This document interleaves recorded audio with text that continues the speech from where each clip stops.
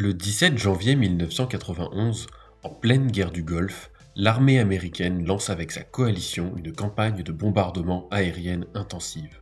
Et ça, les gars de chez Domino's Pizza, ils l'avaient vu venir. L'explication du lien entre pizza et guerre du Golfe se trouve dans un fichier texte rapport topsecret.txt qui est protégé par un mot de passe. Pour découvrir le lien entre pizza et guerre du Golfe, il va nous falloir faire un détour au cours duquel j'expliquerai ce qu'est une attaque par canal auxiliaire, Side Channel Attack dans la langue de Shakespeare. Donc, on a ce fichier protégé par un mot de passe. Pour accéder à son contenu, il faut donner un mot de passe identique à celui qui est attendu. Si l'on ne fournit pas le bon mot de passe, l'accès au contenu du fichier est refusé et celui-ci ne s'ouvre pas. Bon, ce mot de passe, je ne l'ai pas, vous non plus, mais comme vous, j'ai quand même vraiment envie de savoir ce qu'il y a dans ce fichier pour comprendre le rapport entre pizza et guerre. Est-ce qu'on ne pourrait pas essayer de le trouver quand même, ce mot de passe ? Déjà, comment ça marche un programme qui vérifie un mot de passe ? Ça doit vérifier que le mot de passe attendu et le mot de passe rentré par l'utilisateur correspondent. Autrement dit, que du texte rentré par l'utilisateur correspond à un texte attendu. Si les deux textes correspondent, alors le programme juge que le mot de passe est le bon, sinon, non. Par exemple, si le mot de passe attendu est Bohort et que l'utilisateur tape Bohort, alors le mot de passe est validé. Si le mot de passe attendu est Bohort, mais que l'utilisateur écrit Baudra, alors le mot de passe n'est pas validé. Tout ça, c'est bien sympa, mais comment est-ce qu'elle est faite cette comparaison entre le mot de passe rentré par l'utilisateur et le mot de passe attendu ? Un ordinateur ne peut pas comparer comme ça d'emblée des morceaux de texte. Pour comparer des textes, un ordinateur va devoir comparer les différentes lettres qui le composent. Le programme de vérification doit donc procéder séquentiellement, en comparant les textes lettre à lettre. Si celui-ci est mal codé, il peut laisser fuiter de l'information sur le mot de passe secret. Mais comment ? Dans une attaque par canal auxiliaire, on récupère de l'information intéressante et souvent secrète qu'un programme émet de manière non intentionnelle. Ici, on va s'intéresser au programme qui vérifie que l'utilisateur donne bien le bon mot de passe. Ce programme qui vérifie les mots de passe devrait pouvoir être utilisé pour vérifier d'autres mots de passe et pas seulement celui d'un fichier protégé. Par exemple, pour vérifier votre mot de passe quand vous vous connectez à un compte utilisateur. Potentiellement, ce programme va être utilisé des milliers de fois par seconde sur certaines plateformes. On pourrait donc vouloir qu'il soit le plus rapide possible pour éviter toute latence ou surcharge de calcul sur des serveurs. Avant même de commencer à comparer les lettres, le programme pourrait commencer à vérifier la longueur du mot de passe rentré par l'utilisateur par rapport à celle du mot de passe attendu. Si les longueurs ne correspondent pas, ça ne peut pas être le bon mot de passe et le programme de vérification signale immédiatement à l'utilisateur que le mot de passe est incorrect. Ok, supposons que l'utilisateur rentre un mot de passe dont la longueur correspond à celle du véritable mot de passe. Comment le programme détermine-t-il qu'il s'agit ou non du bon mot de passe ? Le programme peut comparer dans l'ordre, lettre à lettre, les deux mots de passe. Dès que deux lettres ne sont pas identiques, le programme s'arrête de vérifier et indique que le mot de passe n'est pas le bon. La durée de vérification devrait être, a priori, plus courte que celle nécessaire à la lecture de la totalité du mot de passe, puisque le programme arrête la vérification dès qu'il constate une différence entre deux caractères. Sur l'exemple qui compare Bohort à Baudra, on voit que la première méthode n'effectue que 4 comparaisons, 2 de moins que la seconde qui en effectue 6. Si après avoir parcouru toutes les lettres, le programme a constaté qu'elles étaient toutes identiques et dans le bon ordre, alors le mot de passe est validé et le fichier s'ouvre. Récapitulons comment fonctionne le programme de vérification.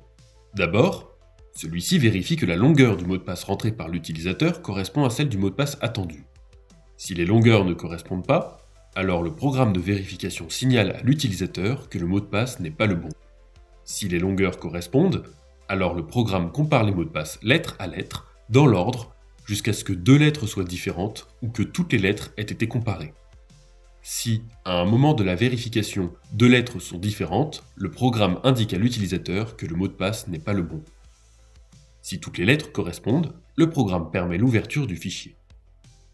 Ce programme qu'on vient de décrire est peut-être assez rapide pour répondre aux exigences de performance de certains services, mais est-il sécurisé ? Autrement dit, n'émet-il pas de l'information importante de manière involontaire ? C'est donc l'heure d'attaquer ce programme. Non parce que c'est pas tout, mais il est quand même question de pizza ici. Pour tester la sécurité de ce programme de vérification, je l'ai codé et je vais maintenant montrer comment il est possible de récupérer le mot de passe permettant d'ouvrir le fichier. L'attaque va se dérouler en 2 phases. Dans la première phase, on va calculer la taille du mot de passe attendu.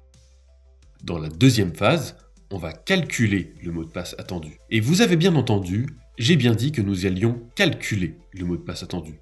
Comment ? En exploitant le temps de réponse du programme. En effet, la faille que l'on va exploiter s'appuie sur le fait que le programme s'arrête dès qu'il le peut, c'est-à-dire dès que la validité ou l'invalidité du mot de passe peut être démontrée.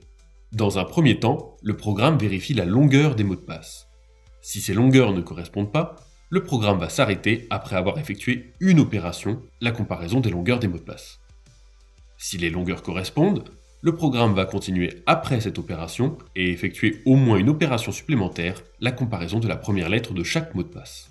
Cette comparaison supplémentaire nécessite un certain temps de calcul, lequel est effectué par l'ordinateur. Autrement dit, le temps d'exécution du programme quand la longueur du mot de passe utilisateur est la bonne est supérieur au temps d'exécution du programme quand la longueur du mot de passe utilisateur n'est pas la bonne.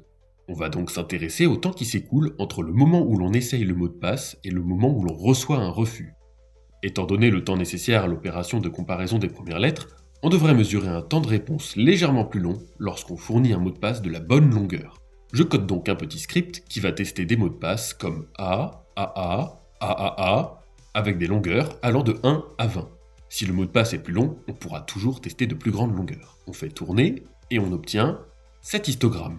En abscisse, on lit la longueur du mot de passe testé et en ordonnée, on lit le temps de réponse du programme, c'est-à-dire le temps qui s'est écoulé entre le moment où l'on essaye d'ouvrir le fichier avec un mot de passe et le moment où l'accès nous est refusé. On peut y lire assez clairement que le mot de passe recherché est de longueur 6. On a fait un pas dans la bonne digestion. Pour calculer le mot de passe, il va nous falloir résoudre un problème. Quels sont les caractères qui peuvent composer le mot de passe ? Pour simplifier un peu la situation et ne pas encombrer les graphiques, supposons que les seuls caractères utilisés sont les lettres minuscules. Ça nous fait donc 26 lettres possibles pour la première lettre, 26 pour la deuxième, 26 pour la troisième, etc. Bref, ça fait beaucoup de mots de passe. Beaucoup ? Vraiment ? Ça fait 308 915 776 mots de passe possibles. Évidemment, c'est beaucoup pour un humain, mais pour un ordinateur, si on suppose que le programme met 1 milliseconde à vérifier un mot de passe, et c'est une grosse surestimation dans notre situation, ça veut dire qu'il nous faudrait un peu moins de 86 heures pour tous les tester et donc trouver le véritable mot de passe. Ça peut paraître long, mais quand on parle d'un document secret, je pense qu'on n'est pas à 3 jours et demi près pour en connaître le contenu. Cependant, on n'est pas là pour parler d'attaque par force brute, mais d'attaque par canal auxiliaire. Pour récupérer le mot de passe, on va utiliser la même faille et donc la même méthode que pour récupérer la longueur du mot de passe. On va de rechef s'intéresser au temps qui s'écoule entre le moment où l'on essaye d'ouvrir le fichier avec le mot de passe et le moment où l'on reçoit une réponse de refus. À partir de maintenant, on ne va essayer que des mots de passe de taille 6, et donc le temps de comparaison des longueurs est le même pour tous les mots de passe testés. On s'intéresse par conséquent à la différence de temps d'exécution qui peut se produire après cette comparaison initiale lorsque le programme de vérification de mots de passe détermine si le mot de passe fourni est identique à celui attendu. Voyons ce qu'il se passe lorsque le mot de passe fourni commence par la mauvaise première lettre. La première lettre du mot de passe rentré est comparée à la première lettre du mot de passe attendu. Le programme s'arrête car les lettres sont différentes. Comparons cette situation à celle dans laquelle on fournit un mot de passe commençant par la bonne première lettre. La première lettre du mot de passe rentré est comparée à la première lettre du mot de passe attendu. La deuxième lettre du mot de passe rentré est comparée à la deuxième lettre du mot de passe attendu. Et la suite dépend du résultat de cette deuxième comparaison. On remarque donc qu'il y a au moins une étape de plus dans le cas où la première lettre est la bonne, ce qui induit donc une différence dans le temps d'exécution du programme. Grâce à cette technique, on va donc pouvoir trouver la première lettre, puisque le temps de réponse devrait être légèrement plus long lorsqu'on saisit un mot de passe commençant par la bonne première lettre. Je code donc un petit script qui va tester 26 mots de passe, dans lesquels seule la première lettre change. Par exemple, A suivi de 5A, B suivi de 5A, C suivi de 5A, D suivi de 5A, etc. On fait tourner et on obtient cet histogramme. En abscisse, on lit la première lettre du mot de passe testé et en ordonnée, on lit le temps de réponse du programme c'est-à-dire le temps qui s'est écoulé entre le moment où l'on essaye d'ouvrir le fichier avec un mot de passe et le moment où l'accès nous est refusé. On peut y lire assez clairement que le mot de passe recherché commence par la lettre S. Pour récapituler ce qui vient de se passer, j'affiche les nombres de comparaison dans le cas où la première lettre n'est pas la bonne, ici un N, et le cas où la première lettre est la bonne, ici un S. Dans le cas où la première lettre est la bonne, la comparaison supplémentaire a induit un temps d'exécution additionnel qu'on a pu mesurer. Cette mesure nous a permis de déterminer que la première lettre du mot de passe est un S. Super! Maintenant, la deuxième lettre. Je pense que vous avez compris, mais on va utiliser la même technique pour trouver la deuxième lettre. On teste des mots de passe de longueur 6 et qui commencent par la lettre S. Voyons ce qu'il se passe lorsque le mot de passe fourni commence par la bonne première lettre, mais n'a pas la bonne deuxième lettre. La première lettre du mot de passe rentré est comparée à la première lettre du mot de passe attendu. La deuxième lettre du mot de passe rentré est comparée à la deuxième lettre du mot de passe attendu. Le programme s'arrête car les lettres sont différentes. Comparons cette situation à celle dans laquelle on fournit un mot de passe commençant par la bonne première lettre et ayant aussi la bonne deuxième lettre. La première lettre du mot de passe rentré est comparée à la première lettre du mot de passe attendu, la deuxième lettre du mot de passe rentré est comparée à la deuxième lettre du mot de passe attendu, la troisième lettre du mot de passe rentré est comparée à la troisième lettre du mot de passe attendu, et la suite dépend du résultat de cette deuxième comparaison. On remarque donc qu'il y a au moins une étape de plus dans le cas où la deuxième lettre est la bonne, ce qui induit donc une différence dans le temps d'exécution du programme. Grâce à cette technique, on va donc pouvoir trouver la deuxième lettre. On devrait mesurer un temps de réponse légèrement plus long lorsqu'on fournit un mot de passe commençant par les deux bonnes premières lettres.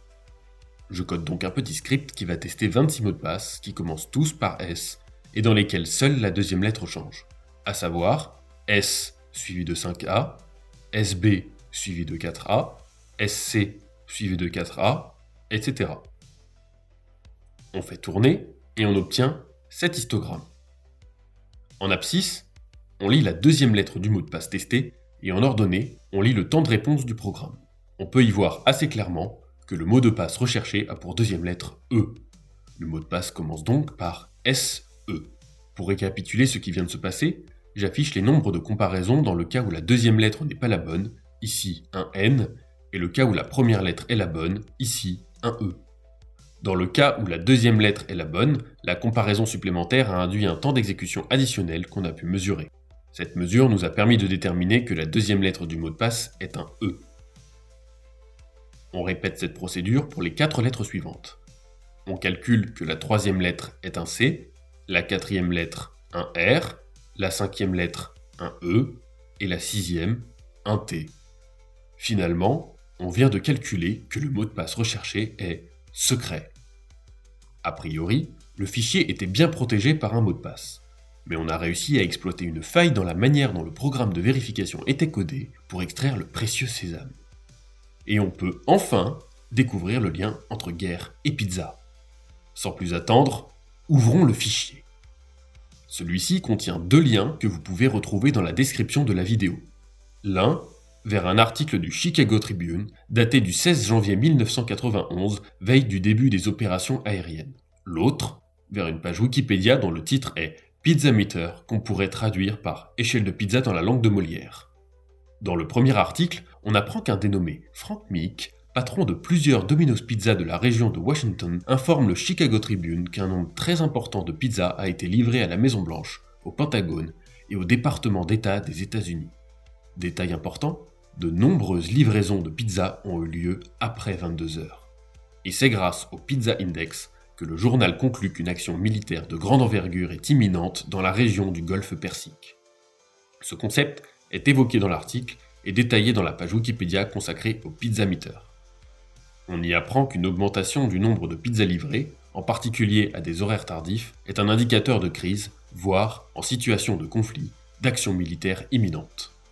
Tu m'étonnes, franchement, qui a le temps de préparer une opération militaire imminente et de faire le dîner? Eh ben, pas les Américains, puisque c'est la fréquence de leur commande de pizza qui aura permis de déduire une information qui aurait pourtant dû rester secrète jusqu'au dernier moment. En un sens, ça ressemble à une attaque par canal auxiliaire, même si, dans le cas du Pizza Index, l'observation est purement passive, contrairement à notre attaque qui reposait sur le fait qu'on dispose d'un moyen d'action pour forcer le programme à réagir. Dans cet exemple, on voit bien comment un programme qui ne fait que vérifier un mot de passe fait fuiter de l'information de manière involontaire. Cette information peut être exploitée pour extraire le mot de passe. Pour améliorer la sécurité de ce programme, on pourrait essayer de rendre le temps d'exécution du programme indépendant du mot de passe. Autrement dit, le temps que met le programme à vérifier que le mot de passe rentré par l'utilisateur est le bon ne devrait pas dépendre du vrai mot de passe. Pour les besoins de l'illustration et de la concision, oublions la partie vérification de la longueur de mot de passe. Afin de rendre le temps d'exécution du code indépendant du véritable mot de passe, on va parcourir toutes les lettres, même si le programme a déjà pu calculer que le mot de passe n'était pas le bon. Dans l'illustration, on voit que le programme fait le même nombre de comparaisons, que la troisième lettre soit la bonne ou pas. Codons ce programme et tentons de récupérer la première lettre du mot de passe. On voit sur l'histogramme que ça ne fonctionne plus. Impossible de récupérer la première lettre de la même façon que précédemment. Évidemment, puisque le programme compare systématiquement toutes les lettres, il est plus lent que le précédent programme de vérification. On voit donc sur cet exemple que la sécurisation d'un programme se fait parfois au détriment de sa performance et de sa rapidité. Réciproquement, en voulant optimiser les performances de certains programmes, on sacrifie souvent de la sécurité et on ouvre potentiellement la porte à des attaques. C'est notamment ce qui est arrivé avec les failles Spectre et Meltdown dont vous avez peut-être déjà entendu parler. Dans cette vidéo, on a illustré le principe de l'attaque par canal auxiliaire via une méthode d'attaque dite temporelle, c'est-à-dire qui récupère de l'information via l'analyse de temps d'exécution. Ce n'est évidemment pas la seule manière de récupérer de l'information émise de manière involontaire par un programme. Par exemple, il existe des attaques qui reposent sur l'analyse de la consommation électrique de certains composants, comme les CPU. Puisque toutes les opérations effectuées par un ordinateur n'induisent pas la même consommation électrique, on peut parfois calculer des informations très intéressantes à partir de celles-ci. J'espère avoir réussi à illustrer que l'attaque par canal auxiliaire repose plus sur un défaut d'implémentation qu'un défaut d'algorithme. La faille exploitée vient de la mise en œuvre de l'algorithme, de son implémentation, plus que de l'algorithme en lui-même. Dans notre cas, le fichier était bien protégé, entre guillemets, par un mot de passe. Mais c'est l'implémentation du programme de vérification de mots de passe qui faisait défaut. C'est pourquoi les normes d'implémentation d'algorithmes de cryptographie et d'autres protocoles de sécurité sont en fait d'une importance capitale. De la même manière qu'il ne suffit pas de dire qu'un fichier est protégé par un mot de passe pour qu'il le soit, il ne suffit pas de dire qu'une communication est chiffrée pour qu'elle le soit effectivement. D'ailleurs, à la suite de la publication des révélations sur le programme américain Bull Run, plusieurs experts supposent que la NSA exploite principalement des failles identifiées dans l'implémentation des logiciels plutôt que dans les algorithmes. Sinon, je sais pas vous, mais d'avoir parlé de pizza comme ça m'a donné un peu faim. Donc je vais vous laisser là et aller me régaler avec une bonne pizza à l'ananas.